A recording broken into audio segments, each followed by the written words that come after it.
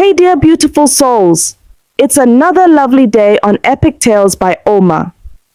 Thank you for always watching, liking and supporting. Please share this video with your family and friends. If you haven't subscribed yet, now is the perfect time. Grab a seat, relax, and let's get into today's amazing African tale. Adayeze stood by the bedroom door, heart pounding, as her husband Chidi tossed clothes haphazardly into a suitcase. Evening shadows stretched through their small flat in Enugu, but the darkness in the room paled against the darkness settling in Adayeze's chest. She clutched her 6-month pregnant belly, feeling the baby shift as if sensing the turmoil. Chidi, Biko, please. What are you doing? She asked in a trembling voice. Her question hung in the air, desperate and disbelieving. Just an hour ago, Chidi had come home and announced he was leaving. At first, she thought it was a cruel joke or another one of their petty squabbles blown out of proportion, but the cold determination in his eyes told her otherwise. I'm leaving, Ada. I can't do this anymore. Chidi replied flatly, zipping up the bulging suitcase. He refused to meet her eyes. Adizi's throat tightened. She stepped forward and grasped his arm. You're leaving? Chidi, we're about to have a child. How can you say you can't do this? Her voice cracked on the words. She wanted to sound strong, but panic was rising like bile in her throat. Chidi yanked his arm away. Don't touch me, he snapped. The venom in his tone stung Adaze, and she flinched. I'm tired, okay? Look at you, he spat out, gesturing at her from head to toe. This is not what I signed up for. You've let yourself go completely. Ewo, goodness, you're so big and ungainly. Adaze felt as if he'd slapped her. She instinctively wrapped her arms around herself, as if to shield her swollen belly from his words. Hot tears pricked her eyes. I'm pregnant, Chidi. I have to gain weight. It's for our baby, she pleaded softly. She could barely recognize this man in front of her, her husband of 3 years, who had once kissed her stomach every night, delighted about becoming a father. Where was that man now? He snorted derisively. Our baby, eh? Was it also the baby that made you stop caring about how you look? Look at your cheeks, like puff puff, he mocked, referring to the round fried dough balls. Adaze's hand flew to her face in hurt disbelief. I'm not attracted to you anymore. I don't even remember the last time I was. Adaze's lips quivered. You promised to love me no matter what. In our VWA wedding vows, you said forever. Her voice was barely above a whisper, recalling their traditional Igbo wedding where they exchanged promises in front of both families, sharing a kola nut as a sign of unity. She never imagined those vows would be broken so soon.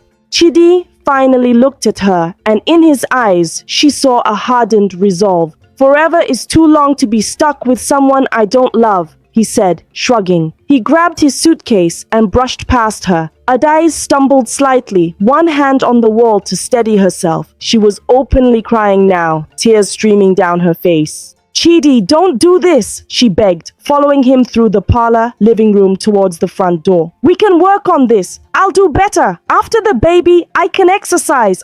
He whirled around, face twisted in frustration. It's not just the weight, Adaze. I'm sick of everything. The boring routines, your constant complaints about swollen feet and back aches. I'm not ready for this father life. His tone turned scornful. And besides, there's someone else. Adaze felt the ground shift beneath her. Someone else? Her mind refused to process it. She shook her head as if denying what she'd heard. What do you mean, someone else? Each word fell from her lips slowly, dread coating them. Chidi exhaled impatiently. I didn't want to spell it out, but yes, I've been seeing someone. Amaka makes me happy. She's fun, she's sexy, and she doesn't burden me with... He waved at Adaze's belly.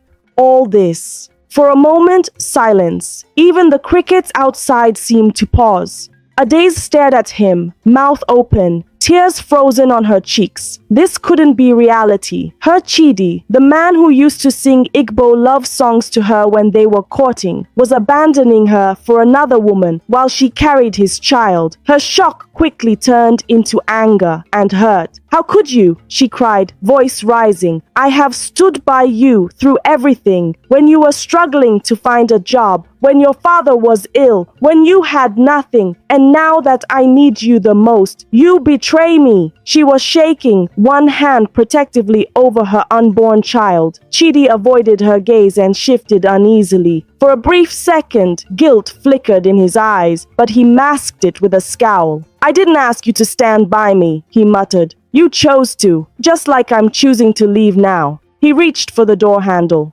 Adais lunged, grabbing his shirt sleeve. "Chidi, please, I beg you," she sobbed, her dignity crumbling. "Don't do this to us. Don't do this to our child. What will I tell our families? What about our future, our dreams?" She was nearly incoherent, her mind flooding with memories. The night under the mango tree when he proposed, the plans they made to raise their child together, the joy on his face when he first felt the baby kick. How did all that vanish? He peeled her fingers off his sleeve one by one, his jaw clenched. "Adaeze, let me go," he said coldly. "Our families will understand that things change. I'll send whatever money I can for the baby, but I'm done here." With that, he pulled the door open. Warm, humid night air whooshed in. In the dim glow of the outdoor security light, Adaeze saw a red car idling by the roadside. A sleek, pretty woman sat in the driver's seat. She had long braided hair and, even from a distance, an air of carefree confidence that twisted Adaeze's heart with envy and rage. Amaka, the other woman. Chidi stepped out. Desperate, Adaeze mustered a final plea, voice breaking.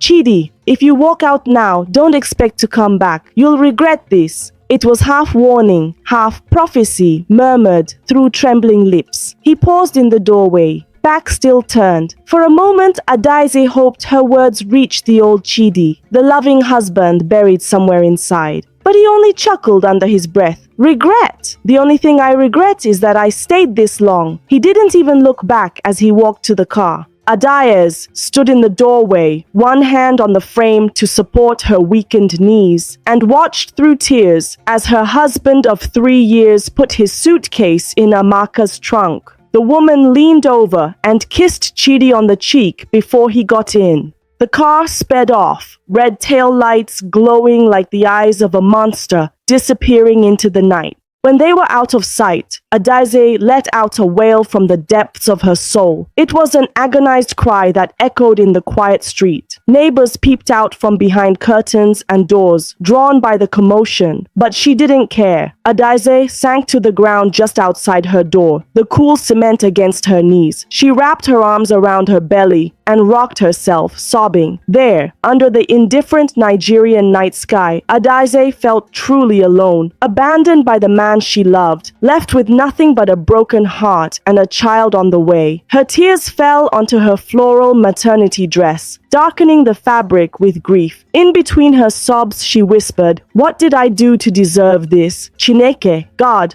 why?" But the warm breeze offered no answers, only carrying the faint scent of diesel and the distant sound of a generator humming 2 houses away. Eventually, an elderly neighbor, Mama Oge, walked over and gently helped Adaeze to her feet. The woman had witnessed the scene, and her eyes glistened with sympathy under the porch light. "Ando, my dear."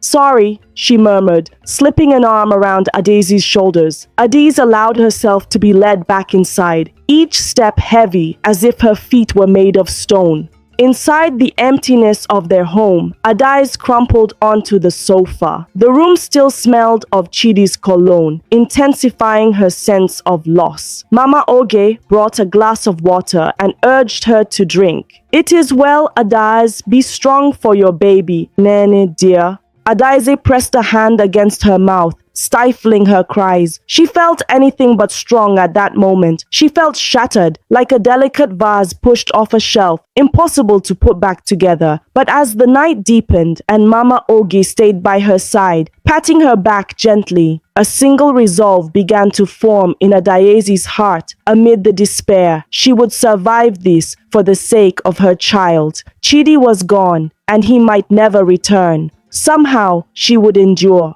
The first months after Chidi's departure were the hardest in Adaeze's life. Gossip spread quickly through their community about the pregnant woman whose husband ran off with another lady. Adaeze could feel the pitying stares at the market and hear the whispered conversations in Igbo. Chai, what a shame. And she's expecting. Some neighbors avoided her, as if her misfortune were contagious, while others offered clumsy condolences or unsolicited advice. It was overwhelming. Adaeze moved back to her parents' house in her hometown of Nsukka to escape the daily reminders of Chidi's betrayal. Her mother, Mama Grace, welcomed her weary daughter with open arms. "No, welcome, my daughter," she said softly, as Adaeze, belly now very large, stepped into the familiar old house. The comforting scent of her mother's cooking and the sight of her father's well-worn Bible on the table made Adaeze break down in fresh tears.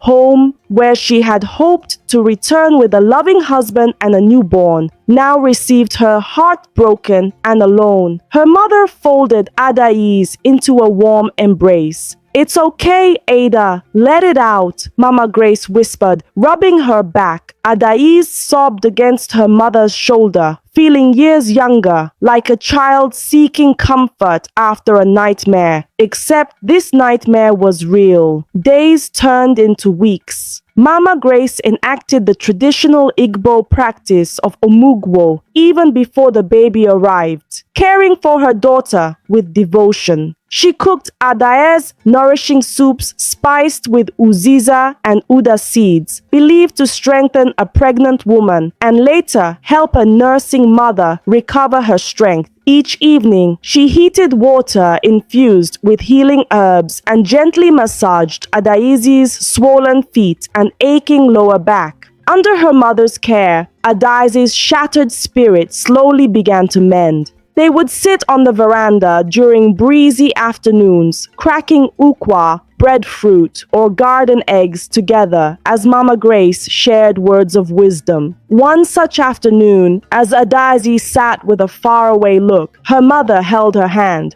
"My daughter," Mama Grace began, "I know your heart is broken. I won't lie. What Chidi did is an abomination in our culture. A man is supposed to protect his wife, especially when she is carrying his child. He has failed in his duties as a husband and a father." Bitterness flashed in the older woman's eyes, but she quickly composed herself and squeezed Adaeze's hand. "But no matter what, you must not let hatred consume you. Ihunanya, love that brought you two together, may have died in his heart, but not in yours. For you have a child of that love. Focus on the baby. Let that be your strength." Adaeze wiped a stray tear. "Mama, I'm trying. It just hurts so much. I keep asking myself why I wasn't enough, why he didn't love me anymore." Her voice trembled. Mama Grace clicked her tongue softly. "No, Nay, don't ever think you are not enough. He is the one who is lacking. A real man does not abandon his own. Chidi will come to realize the value of what he lost. Mark my words." She looked out at the dusty road, as if seeing the future on the horizon. "One day, he will feel the weight of regret. By then, you will have risen above this."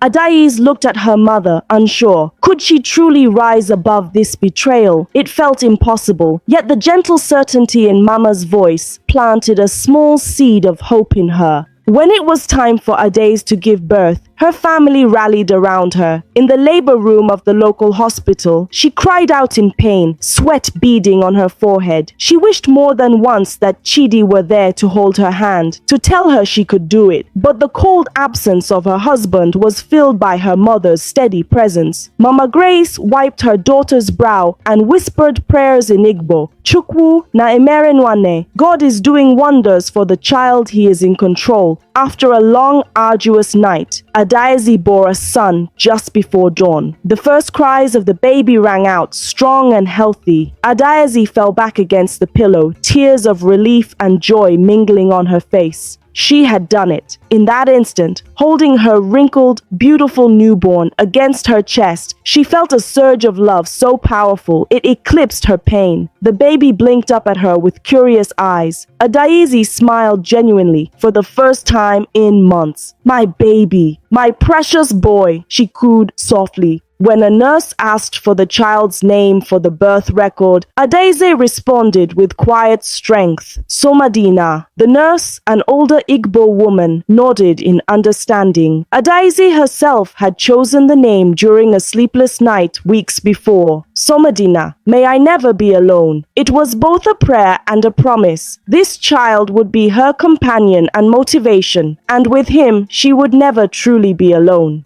The Iguaha naming ceremony was a small affair held in Adaeze's village home. Under the shade of a big mango tree in the compound, Adaeze's father performed the rites, breaking kola nut and offering prayers for his grandson in rich Igbo dialect. Only close family attended. Chidi's side of the family was notably absent, having distanced themselves after their son's disgraceful act. As her father proudly gave the baby an additional name, Chukwunedom, God is my guide, Adaeze felt a swell of gratitude. Her son would carry names that reflected strength and presence, God and community. She silently vowed to give this child all the love that both a mother and a father could give. In the months that followed, caring for Somadina became the center of Adaeze's world. The demands of feeding, cleaning, and soothing a newborn left little time for sorrow. When sadness crept in, Adaeze would stroke her baby's soft cheek and remind herself that this little life needed her to be strong and happy. Meanwhile, Mama Grace continued the Omugwo care. Every morning and evening, she used warm water and a soft cloth to press Adaeze's belly gently, a traditional practice to help her body heal and regain shape. She tied a clean ukwa cloth firmly around Adaeze's abdomen as a girdle, believing it would guide the womb and stomach back in place. Adaeze didn't mind. In fact, the ritual gave her comfort, both physically and emotionally. It was as if with each wrapping, her mother was binding her wounds piece by piece. True to the tradition, Adaeze was fed a rich diet of pepper soup made with local spices. The aroma of uziza leaves and crushed uda seeds filled the house daily. The spicy broth not only boosted her breast milk, but also warmed her soul. With each bowl, her strength grew, and unexpectedly, her figure began to slowly trim down.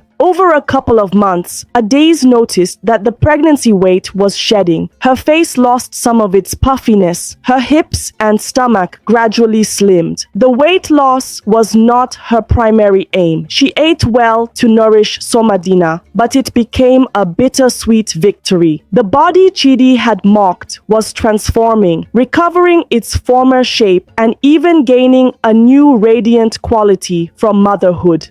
One breezy evening, about 3 months after Somadina's birth, Adaeze stood before a mirror in her bedroom. She barely recognized the woman staring back. She wore a fitted Ankara dress that hugged her curves comfortably. It was one of the dresses she had sewn herself. Adaeze had a talent for fashion design, though she'd set it aside during marriage. The vibrant pattern complemented her smooth brown skin. Her cheeks had a healthy glow, not the dull emptiness of those early days of heartbreak. Little Somadina cooed from a bassinet nearby, as if in approval. Adaeze realized it wasn't just the external changes. Inside, she felt stronger. She had navigated one of life's worst storms and emerged alive, intact, and with a beautiful baby to show for it. She thought of Chidi less often now. The pain had not vanished, but it had dulled from a sharp knife to an occasional ache. In the quiet of night, she sometimes still wondered what she would do if he ever showed up at her door. But each time, the answer in her heart grew clearer. She didn't need him anymore. With this new strength, Adais decided to take charge of her future. During one of their veranda conversations, her father had suggested she put her sewing skills to use. He even offered a small sum from his pension to help her start a business.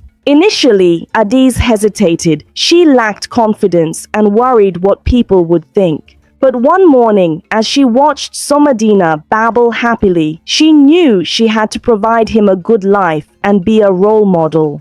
Adais began sewing again, making Ankara dresses and skirts and advertising them on social media and through church groups. In modern Nigeria, platforms like Instagram and Facebook Marketplace became her storefronts. Orders slowly trickled in, then gained momentum when a local boutique agreed to stock her designs. Customers loved her work. Her patterns were both modern and inspired by Igbo heritage, incorporating motifs like traditional waist beads pattern into contemporary outfits. Running this small business lit a fire in Adesi. She found herself waking up early with excitement, sketching new ideas during Somadina's naps, and sewing late into the night after putting him to sleep. The same community that once whispered about her misfortune now spoke of her beautiful creations. Adaise's confidence grew with each outfit sold and each glowing review from clients. She even started attending a monthly entrepreneurs meeting in Enugu city, sometimes bringing Somadina along on her back, wrapped securely in a cloth. At those meetings, she met other successful Igbo women who uplifted and mentored her. By the time Somadina turned 2, Adais had fully blossomed. Her small sewing side gig evolved into a registered business, Ada Easy Designs, with 2 apprentices working under her. Personally, she had also evolved. She was no longer the timid, heartbroken girl who begged a man to stay. She was a woman who had faced heartbreak and built a new life from the ashes. Adaisi still wore her wedding ring up to this point, partly out of habit and partly as a quiet symbol that she had once loved deeply. But one evening, after finishing a particularly large order for a wedding party's Aso Ebi uniform attire, she took off the ring and placed it in a small box. It was time to truly close that chapter. She whispered a prayer.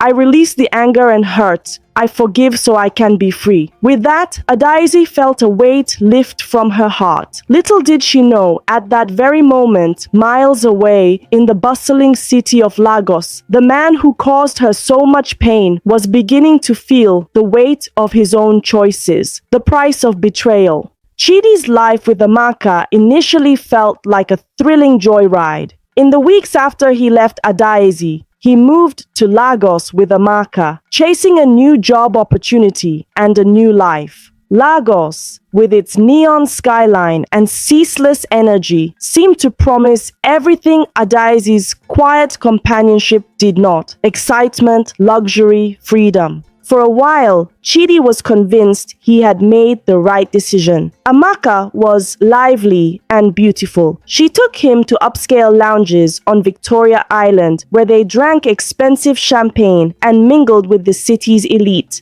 Chidi found a well-paying job as a marketing executive, and with 2 incomes, he and Amaka rented a fancy apartment in Lekki. He bought himself stylish suits and a sleek car, enjoying the envy of his peers. Whenever a pang of guilt or memory of Adaezi and the unborn baby pricked at him, Chidi smothered it with distractions: a weekend trip, a new gadget, or another drink. Adaezi's tear-streaked face became a blurry ghost he tried to ignore. But ghosts have a way of resurfacing when one's guard is down. About a year into his new life, Chidi came home late one night to the high-rise apartment. The lights were off except for a faint glow under the bedroom door. He smiled to himself, assuming Amaka was waiting for him in a seductive setup. However, when he opened the door, he froze. There was Amaka, but she wasn't alone. In the golden candlelight, he saw the silhouette of a man, his boss, Ken, scrambling out of the bed, eyes wide in shock. Time seemed to slow. Chidi's heart pounded painfully as the scene registered in his brain. His girlfriend in their bed with another man, his own boss, half-dressed and panicked. Amaka gasped and grabbed the sheets to cover herself. "Chidi, it's not what it looks like," she stammered, voice high-pitched. Chidi felt something inside him break. Betrayal. A taste of the very poison he had fed Adais. His vision reddened with anger. "How could you?" he roared, fists clenched. Ken, a middle-aged man who was clearly regretting his choices, held up his hands. "Chidi, listen. I'm sorry, But Chidi didn't want to hear it. In a rage, he lunged at Ken. The room erupted into chaos. Shouts, scuffling, a lamp crashing to the floor. Amaka screamed for them to stop. But Chidi's world had collapsed, and fury was all he had. He landed a punch on Ken's jaw, sending his boss reeling backward into the dresser. Ken fled the room, grabbing his scattered clothes on the way. By the time Chidi chased him to the living room, the man had already bolted out the door, slamming it behind him. Breathing hard, Chidi turned back to Amaka, who was now wrapped in a bedsheet, tears in her eyes. "Chidi, I'm sorry," she cried, reaching out. "It was a mistake. Don't," Chidi barked, stepping away from her as if she were a leper. He couldn't stand the sight of her at that moment. The betrayal stung deeply, dredging up emotions he had long suppressed. In that instant, he remembered Adis, how he had left her weeping. He had thought himself immune to regret, but now regret flooded him like a tidal wave. He spent that night on the couch, heart aching, thoughts in turmoil. By morning, Ken had fired him via a curt email, no doubt to avoid the scandal reaching HR. Amaka had packed a suitcase and left without a word, too ashamed to face him. Within 24 hours, Chidi lost his job, his girlfriend, and the illusion that his new life was perfect. Alone in the silent apartment, Chidi felt emptier than he ever had. He tried calling Amaka's phone repeatedly in the days that followed, more for answers than reconciliation, but she never picked up. Rumor had it she moved in with a wealthy businessman in Ikoyi shortly after. She had used Chidi as a stepping stone and moved on without a backward glance. Left with rent he suddenly couldn't afford and a tarnished professional reputation, Ken quietly blacklisted him in their industry circle. Chidi's Lagos dream quickly crumbled. Within a month, he had to give up the fancy apartment. He couch-surfed with a friend in Ikeja for a while, then eventually swallowed his pride and returned to Enugu, defeated.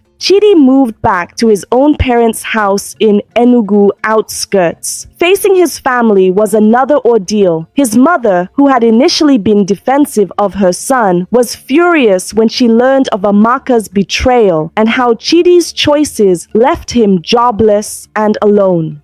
"Iku Makana," she scolded in Igbo the day he showed up at their door with his belongings. "Are you happy now? See your life. You chased away a good wife, Nwok Iberibe, foolish man." She lamented that no respectable Igbo woman would want him now, knowing he abandoned his first wife and child. His father shook his head in disappointment and barely spoke to him for weeks. Each day back home was a harsh mirror to Chidi's mistakes. Without a job, he spent long hours brooding on the veranda, watching orange and purple sunsets sink behind the palm trees, wondering how he managed to ruin his life so spectacularly. And in those quiet moments, Adai's face often drifted into his mind. He remembered the day he left, the agony in her eyes, her shattered expression. At the time, he brushed it off. But now, having felt a similar pain, he understood, truly understood. One evening, Chidi's younger sister, Ogechi, came to sit beside him outside. She had always been close to Adaizi and had been openly angry with Chidi for what he did. For a while, she said nothing, simply sat with him as the crickets chirped in the gathering dusk. Then, in a gentle voice, Ogechi asked, "Have you thought about seeing Adaizi and your child?" Chidi's breath caught. He had avoided that topic out of shame and confusion.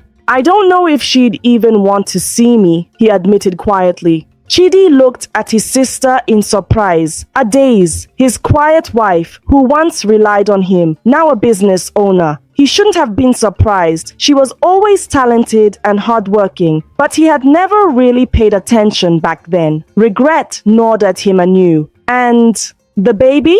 Ogechi sighed. Can you blame her if she doesn't? Chidi, you wounded her deeply. It's been over 2 years now. She had to go through pregnancy and raising a baby without you. There was an unmistakable note of reproach in her tone. Chidi winced. 2 years. He had missed 2 years of his son's life. The realization pierced him. He thought of the baby they were supposed to have together, the tiny kicking life in Adaeze's belly he once felt with his palm. That baby would be walking by now, maybe even talking. A lump formed in his throat. Do you know how they are? He asked hesitantly. How Adaeze is doing. At this, Ogechi smiled a little. Adaeze is doing well, actually. There was pride in her voice. You remember her sewing hobby? She turned it into a real business. She even opened a small boutique in town. Chidi looked at his sister in surprise.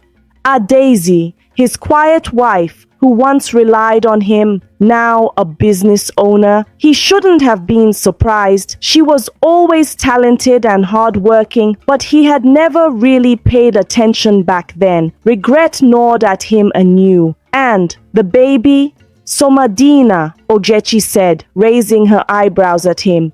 Your son's name is Somadina. He's a delightful boy. Smart, strong, looks just like you, but thankfully has Adaeze's kind heart. The subtle jab was not lost on Chidi. He closed his eyes, absorbing the news. Somadina, so she had named their child. May I never be alone. Was that how alone and afraid she felt? The guilt became almost unbearable. Ogechi continued, her voice softening when she saw his expression. Adaeze comes to Enugu sometimes for supplies. I ran into her at Obete Market last week. Chidi, you should have seen her. She was carrying herself with so much confidence. She looked happy, glowing. Chidi could hardly picture it. Adaeze smiling, happy without him. Once they dreamed all their happiness would be together. But he had thrown that away. He buried his face in his hands. I'm such an idiot, he muttered, voice cracking. Ogechi placed a hand on his shoulder. Yes, you were, she agreed frankly. But at least you know it now. The question is, what will you do about it? Are you just going to wallow in self-pity or try to make amends? Chidi's eyes burned with unshed tears. How can I even begin to make amends? I hurt her beyond measure. She probably hates me. His sister shrugged slightly. Maybe, maybe not. Adaeze isn't the hateful type. But forgiveness doesn't come easy for this kind of thing. You'd have to earn it. You'd have to show true remorse.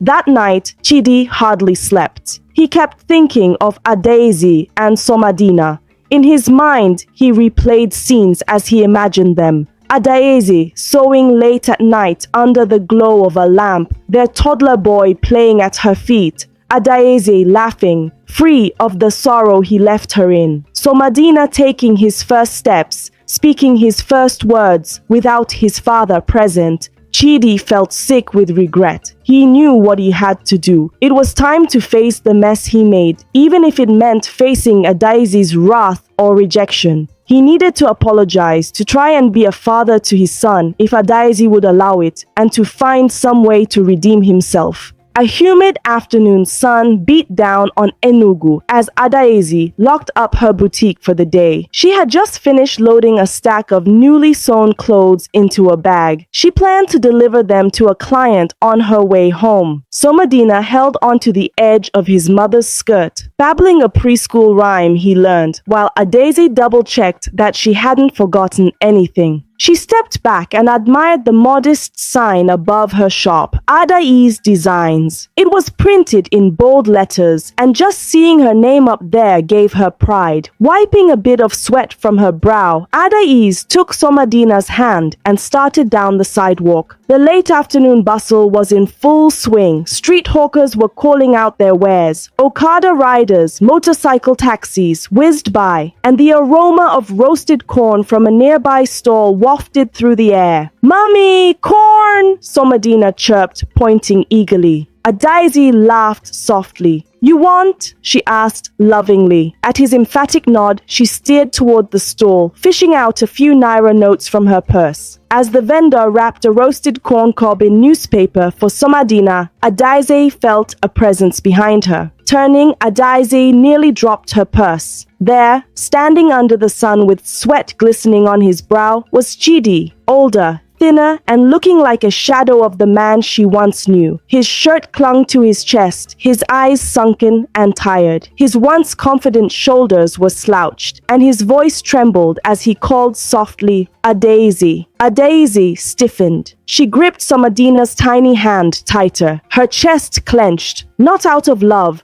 but anger, rage, bitterness. "What are you doing here?" she asked sharply, her voice cutting through the noise of the market like a knife. Chidi swallowed hard.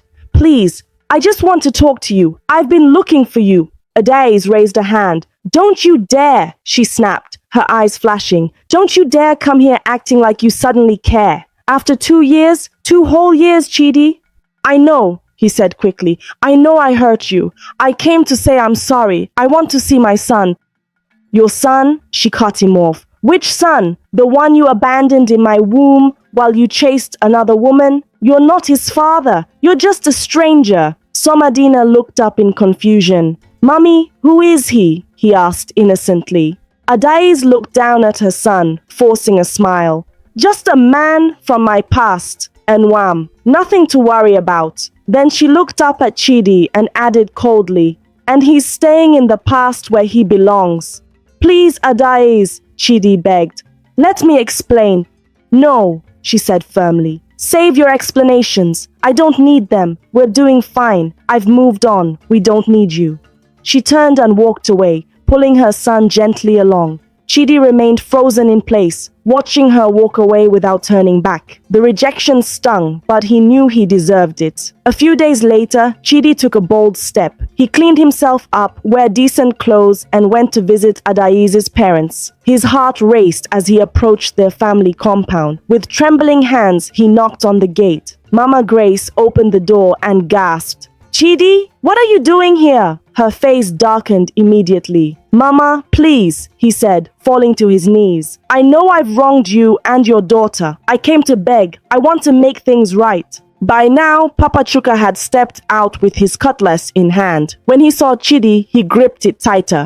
"You have nerves coming here," he barked. "After what you did to my daughter, you left her to suffer. You left her with a baby, without food, without help. And now you think you can stroll in and say sorry?"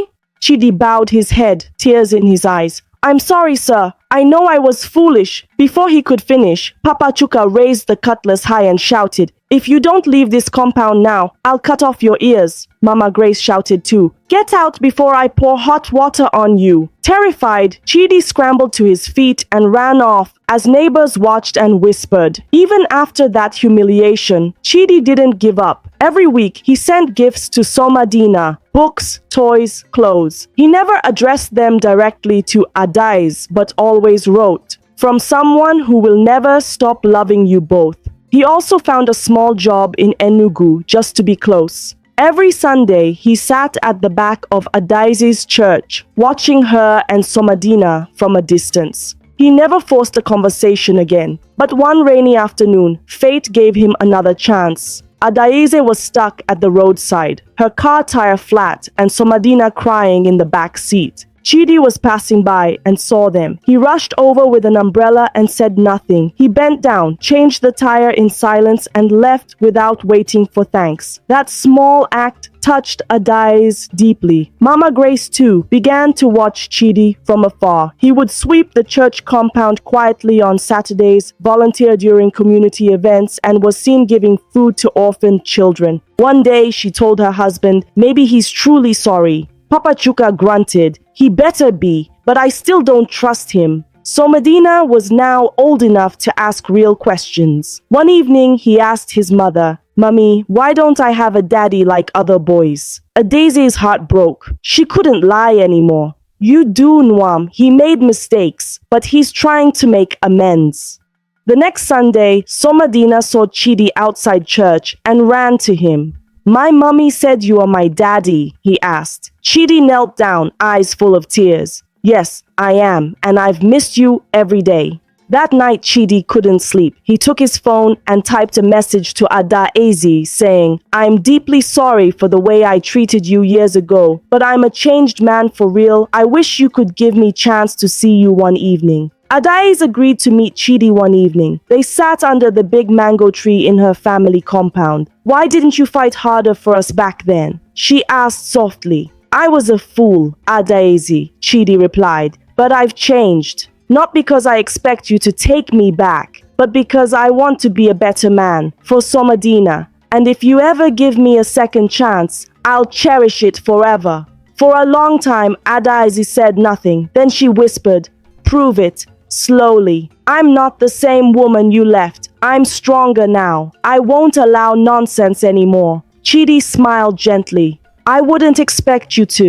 Months passed. Chidi kept proving himself, loving Somadina, respecting Adaeze's space, rebuilding the trust he destroyed. Eventually, Mama Grace invited him in for Sunday lunch. Papa Chuka watched him like a hawk, but no longer carried a cutlass. Adaeze and Chidi stood side by side, smiling. He placed a gentle hand on her back. She didn't pull away, and that was it. They had come full circle, not because time healed the wound, but because Chidi truly changed, and Adaeze found the strength to forgive. Together, with their son between them, they became a beautiful family again. Lesson: never take for granted the person who stood by you when you had nothing. True beauty lies in the heart, not appearance. Loyalty should never be exchanged for lust. What you throw away today may be what you need tomorrow. Forgiveness is possible, but trust must be earned. Always value genuine love, because regret often comes too late. Thank you so much for watching. Your love and support mean everything to me. If this story inspired you, please give it a thumbs up and share it with your loved ones to spread the inspiration. I'd also love to hear your thoughts. Feel free to share them in the comments below. And don't forget to subscribe to the channel for more interesting African stories. See you in the next video. Bye.